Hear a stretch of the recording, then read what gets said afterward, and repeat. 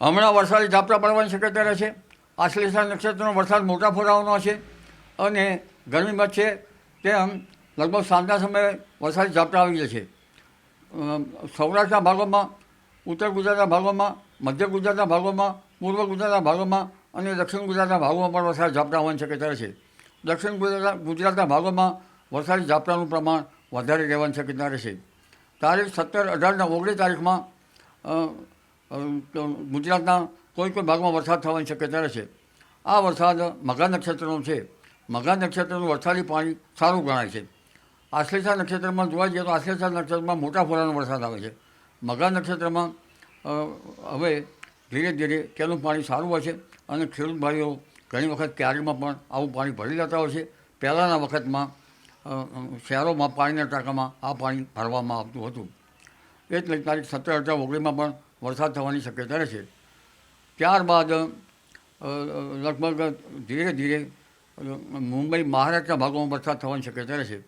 તારીખ 20, 21, 22માં મુંબઈ, મહારાષ્ટ્રના ભાગોમાં વરસાદ થવાની શક્યતા રહેશે. દક્ષિણ ગુજરાતના ભાગોમાં પણ વરસાદ થવાની શક્યતા રહેશે. આ ઉપરાંત જન્માષ્ટમીની નિમિત્તે પણ ક્યાંક છાંટા પડવાની શક્યતા રહેશે. પરંતુ તારીખ 7થી 10માં ગુજરાતના ઘણા ભાગોમાં વરસાદ ઝાપટા પડવાની શક્યતા રહેશે. તારીખ 8થી 15માં પણ સપ્ટેમ્બરના પર્યુષણ નિમિત્તે, ગણેશ ચતુર્થી નિમિત્તે પણ વરસાદ થવાની શક્યતા રહેશે અને આ વરસાદી ઝાપટા વધારે હશે.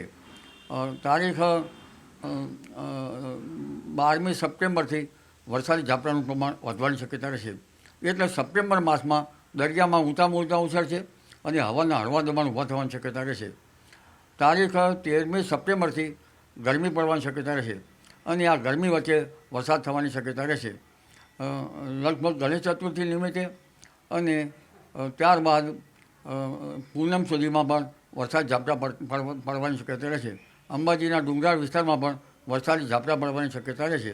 એટલે આ વરસાદ હવે ધીરે ધીરે થવાની શક્યતા રહેશે. પરંતુ સપ્ટેમ્બર બાદ ઓક્ટોબર માસમાં પવનની ગતિ દરિયામાં વધુ વધવાની શક્યતા રહેશે. 5મી ઓક્ટોબરે પવનની ગતિ દરિયામાં વધવાની શક્યતા રહેશે. 17મી ઓક્ટોબરે પવનની ગતિ વધવાની શક્યતા રહેશે.